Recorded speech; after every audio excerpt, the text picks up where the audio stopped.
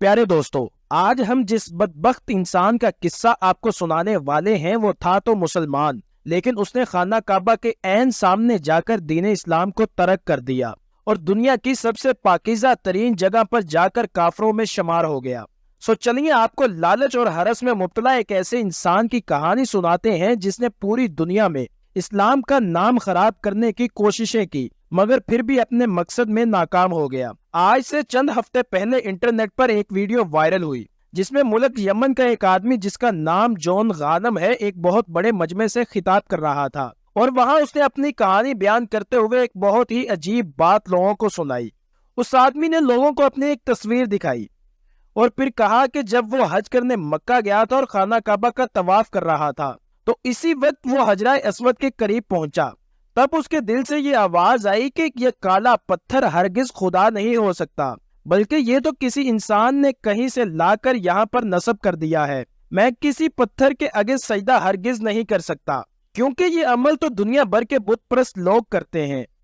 لہذا یہ سب خیالات آتے ہی جون غانم نے اسی جگہ اور اسی وقت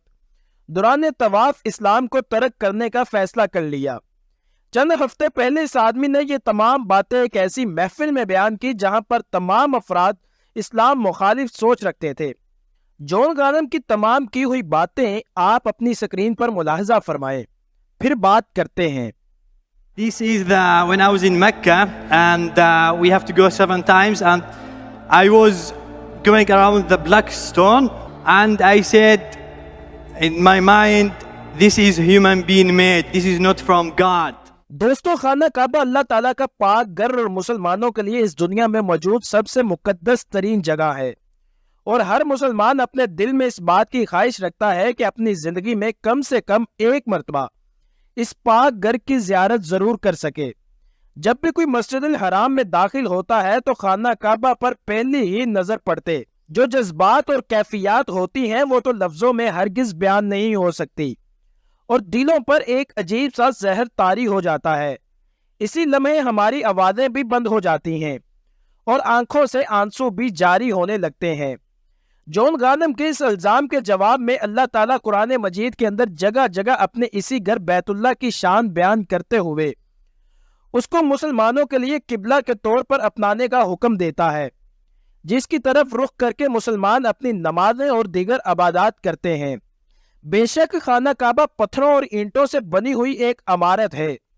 بالکل ویسے ہی جیسے کوئی دوسری عمارت ہوتی ہے، مگر مسلمانوں کے نزدیک حقیقی اہمیت اس عمارت کی نہیں بلکہ اس مقام کی ہے۔ لہذا مسلمان جب خانہ کعبہ کے سامنے ہوتے ہیں تو ان کے ذہنوں میں یہ بات کبھی نہیں ہوتی کہ وہ خانہ کعبہ کی عمارت یا پھر حجرہ اسود کے پتھر کو سجدہ کر رہے ہیں،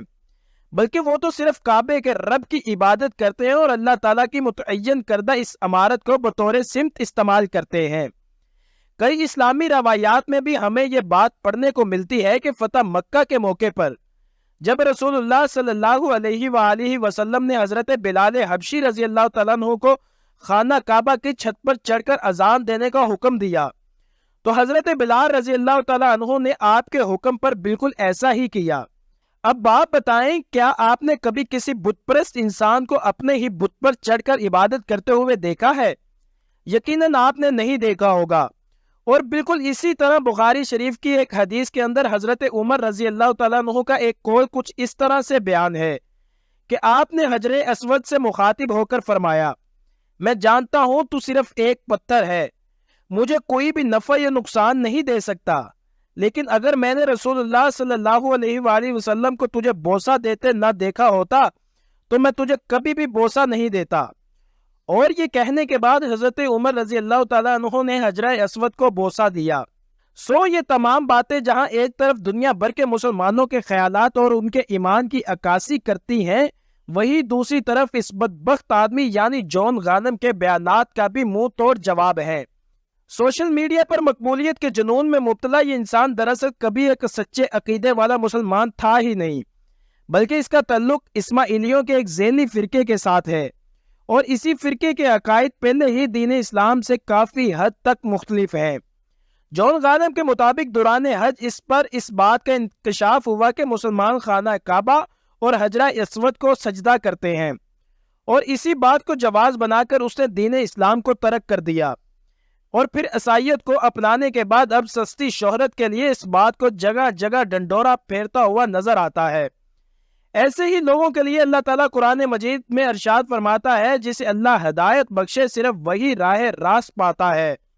اور جس کو اللہ اپنی رہنمائی سے محروم کر دے تو وہی ناکام اور نامراد ہو کر رہتا ہے۔ دوستو اس ویڈیو کو زیادہ سے زیادہ شیئر کریں تاکہ لوگوں کو اس بدبخت انسان جون غانم کی حقیقت کا پتہ چل سکے، جو جگہ جگہ سوشل میڈیا پر مقبولیت کے جنون میں یہ بات کا ڈنڈورا پھیرتا ہوا نظر آتا ہے۔ ویڈیو کو لائک کریں، کمنٹ باکس میں اپنی رائے کا اظہار کریں اور اس ویڈیو کو اپنے دوستوں تک شیئر کریں۔ ملتے ہیں آپ کو ایک نئی ویڈیو میں۔ اللہ نگہبان۔